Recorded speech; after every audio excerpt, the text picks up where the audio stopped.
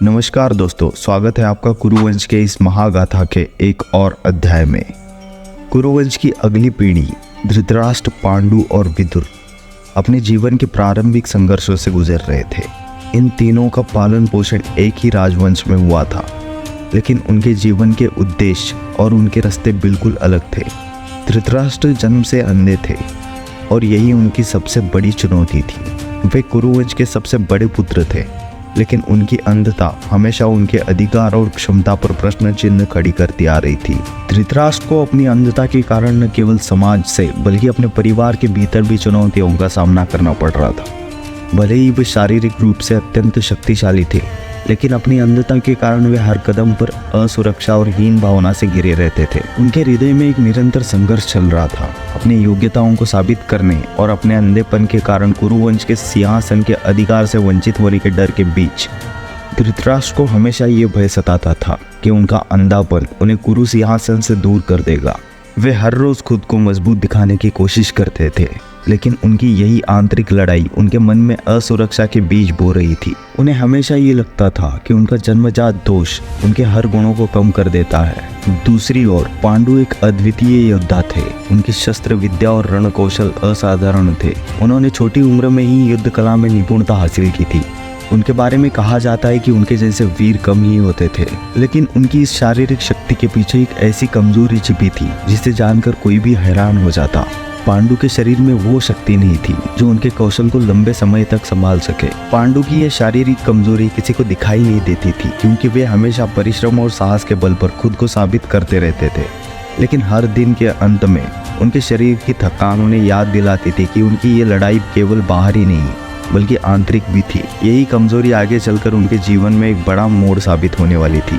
विदुर का जन्म राजमहल में अन्यथा परिस्थितियों में हुआ था। उनके पिता महर्षि वेदव्यास ने नियोग प्रक्रिया से उन्हें दासी पराशरा के गर्भ से उत्पन्न किया था।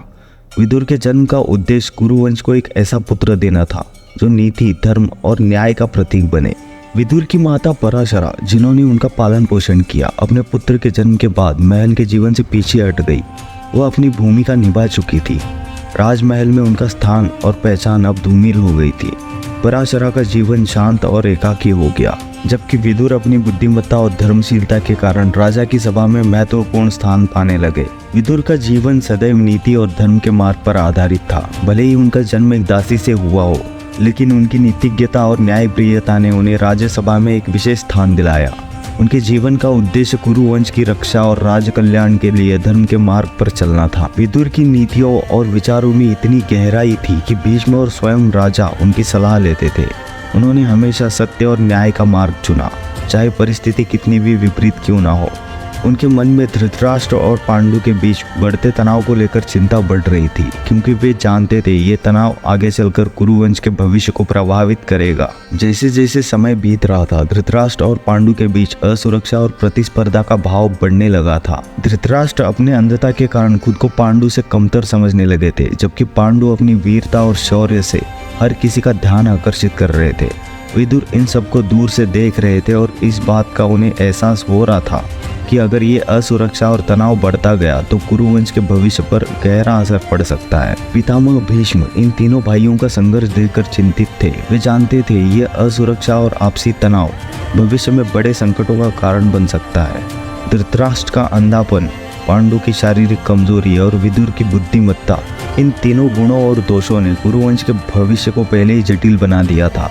भीष्म जानते थे कि उन्हें इन तीनों भाइयों के बीच संतुलन बनाए रखना होगा ताकि भविष्य में कुरुवंश की शांति बनी रहे। पितामह भीष्म इस बात से भी चिंतित थे कि आने वाले समय में धृतराष्ट्र और पांडु दोनों ही सिंहासन के लिए योग्य माने जाएंगे, लेकिन उनके बीच की ये अनबन और असुरक्षा भविष्य में राज्य के लिए मुश्किलें पैदा कर सकती है। भीष्म जानते थे कि सही समय पर हस्तक्षेप न करने से ये तनाव पूरे वंश के लिए विनाशकारी हो सकता है। धृतराष्ट्र, पांडु और विदुर तीनों भाइयों की जीवन यात्रा अभी प्रारंभ ही हुई थी, लेकिन इनके संघर्ष और द्वंद्व ने कुरुवंश के भविष्य की दिशा को पहले ही प्रभावित करना शुरू कर दिया था। तीनों अपने अपने रास्तों पर आगे बढ़ रहे थे, लेकिन इन रास्तों पर आने वाली कठिनाइयां और चुनौतियां अकल्पनीय थी, और यही थी शुरुआत महाभारत की। तो चलिए दोस्तों, मिलते हैं अगले एपिसोड में। अगले एपिसोड में हम देखेंगे कि कैसे धृतराष्ट्र और पांडु अपनी युवा अवस्था में पहली बार सत्ता और कर्तव्य का सामना करते हैं। कुरुवंश के इस महत्वपूर्ण अध्याय को जानने के लिए हमारे साथ जुड़े रहिए। धृतराष्ट्र, पांडु और विदुर की कहानी में केवल सत्ता का संघर्ष नहीं बल्कि मानवीय कमजोरियों, संबंधों और नियति के खेल भी है। यही कहानी इसे इतना रोचक बनाती है और यही कारण है कि ये कथा आज भी हमें प्रेरणा देती है। अगर आपको ये कहानी पसंद आई हो तो इस वीडियो को लाइक करें और अपनी राय कमेंट्स में साझा करें। धन्यवाद।